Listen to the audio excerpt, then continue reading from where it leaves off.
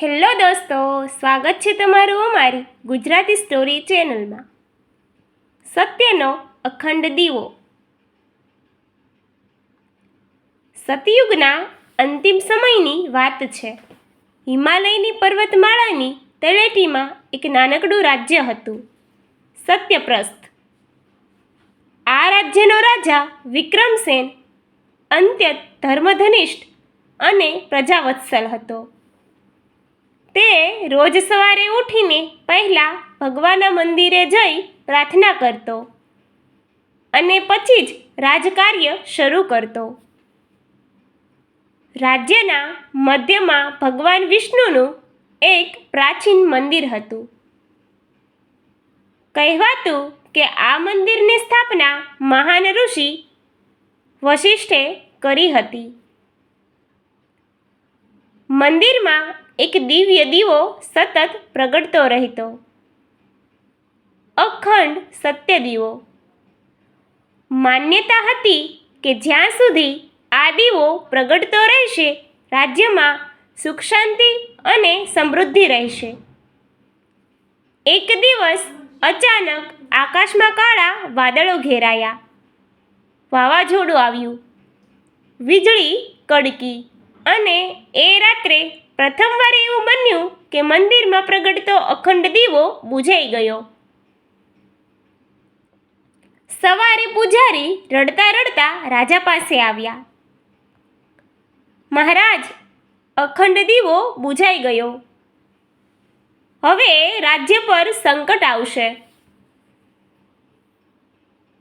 રાજા વિક્રમસેન ચિંતિત થયા. તેમણે રાજસભા બોલાવી. રાજજ્યોતિષે કહ્યું, મહારાજ, આ દીવો ત્યારે જ ફરી પ્રગટશે જ્યારે કોઈ નિષ્કપટ, નિસ્વાર્થ અને સત્યનિષ્ઠ વ્યક્તિ પોતાના હૃદયના તેલથી તેને પ્રગટાવશે. આ વાત સમગ્ર રાજ્યમાં ફેલાઈ ગઈ. બધા લોકો મંદિરે આવવા લાગ્યા. ધનિકોએ સોનું ચાંદી ચઢાવ્યું. ગરીબોએ પોતાનો પરિશ્રમ અર્પણ કર્યો. પરંતુ દીવો ફરી પ્રગટ્યો નહીં. રાજ્યના એક ખૂણે એક ગરીબ વૃદ્ધા રહેતી હતી, ગૌરીમાં.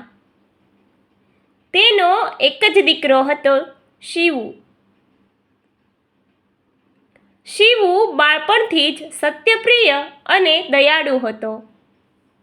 તે રોજ જંગલમાં લાકડા ભેગા કરીને વેચતો અને પોતાની માતાનો ગુજરાન ચલાવતો. એક દિવસ શિવુએ ગામમાં દીવાના વિશે સાંભળ્યું. તે માતાને બોલ્યો, માં, જો કોઈ સત્યનિષ્ઠ હૃદયથી દીવો પ્રગટશે તો રાજ્ય બચી જશે. હું પ્રયાસ કરું. ગૌરીમાં ડરી ગઈ. બેટા, આપણે ગરીબ છીએ. આપણા પાસે શું છે અર્પણ કરવા? શિવુ હસ્યો. માં, સત્ય અને પ્રેમ છે ને? શિવુ મંદિરે પહોંચ્યો. ત્યાં મોટા મોટા લોકો ઊભા હતા. કોઈએ તેની તરફ ધ્યાન આપ્યું નહીં. શિવુ ધીમે ધીમે મંદિરમાં પ્રવેશ્યો. તેણે ભગવાન વિષ્ણુની મૂર્તિ આગળ નમન કર્યું અને આંખોમાં આંસુ સાથે પ્રાર્થના કરી. હે પ્રભુ, મારી પાસે સોનું નથી, સંપત્તિ નથી, પણ જો મારું હૃદય સત્ય અને પ્રેમથી ભરેલું હોય તો આ દીવો ફરી પ્રગટાવી દેજો. એમ કહી તેણે પોતાના હાથથી દીવાને સ્પર્શ કર્યો. અચાનક એક ચમત્કાર થયો. દીવો ઝળહળતો પ્રગટ્યો. સમગ્ર મંદિર પ્રકાશિત થઈ ગયું. લોકો આશ્ચર્યચકિત થઈ ગયા. રાજા વિક્રમસેન પણ દોડી આવ્યા. તેમણે શિવુને પૂછ્યું, બાળક, તું કોણ છે અને તું શું અર્પણ કર્યું? શિવુએ નમ્રતાથી જવાબ આપ્યો, મહારાજ, મેં તો માત્ર પ્રભુ પર વિશ્વાસ અને મારા માતાનો આશીર્વાદ અર્પણ કર્યો. રાજાની આંખોમાં આંસુ આવી ગયા. તેમણે સમજ્યું કે સાચી શક્તિ સંપત્તિમાં નહીં, પણ નિષ્કપટ હૃદયમાં છે. પરંતુ વાર્તા અહીં પૂરી નથી થતી. દીવો પ્રગટ્યા પછી પણ રાજ્ય પર એક મોટું સંકટ આવવાનું હતું. નજીકના જંગલમાં એક રાક્ષસ વસતો હતો, દુર્ગામાસુર. તેને ખબર પડી કે રાજ્યમાં દિવ્ય દીવો ફરી પ્રગટ્યો છે.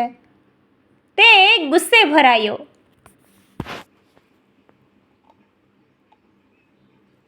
જ્યારે સુધી એ દીવો પ્રગટતો રહેશે, મારું અંધકાર રાજ્યમાં ફેલાઈ નહીં શકે. દુર્ગામાસુરે રાજ્ય પર આક્રમણ કર્યું. લોકો ભયભીત થઈ ગયા.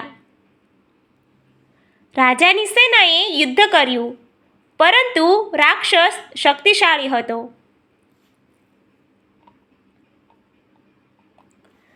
શિવુએ આ બધું જોયું. તે સીધો મંદિરમાં ગયો અને ભગવાનને પ્રાર્થના કરી. અચાનક મંદિરમાં પ્રકાશ થયો અને ભગવાન શિવ પ્રગટ થયા. બાળક, તું શું ઈચ્છે છે? શિવુએ કહ્યું, પ્રભુ, મારા રાજ્યને બચાવો. મારી પ્રજા નિર્દોષ છે. ભગવાન શિવ પ્રસન્ન થયા. તેમણે શિવુને એક દિવ્ય ત્રિશૂલ આપ્યો. આ ત્રિશૂલથી તું દુર્ગામાસુરને હરાવી શકીશ. પરંતુ યાદ રાખ, તારી શક્તિ તારી નિષ્કપટતા છે. શિવુ યુદ્ધભૂમિ પર પહોંચ્યો. રાક્ષસ હસ્યો. એક નાનો છોકરો મને હરાવશે? શિવુએ આંખ બંધ કરી અને માતાનો આશીર્વાદ યાદ કર્યો.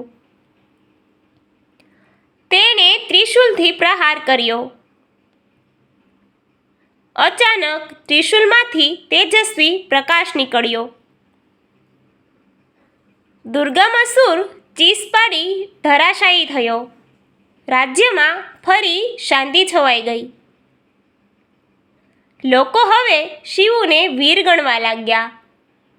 રાજાએ તેને પોતાના પુત્ર સમાન માન આપ્યો. પરંતુ શિવુએ રાજમહેલમાં રહેવાનું સ્વીકાર્યું નહીં. મહારાજ, હું તો મારી માતા સાથે ગરીબીમાં પણ ખુશ છું.